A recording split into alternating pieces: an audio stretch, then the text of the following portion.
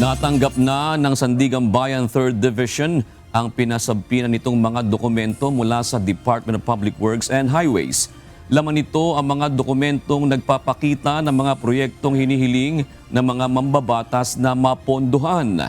Selyado itong inihatid ni Engineer Gerald Longoria, ang Section Chief ng Programming Division ng DPWH, alinsunod sa kautusan ng Korte.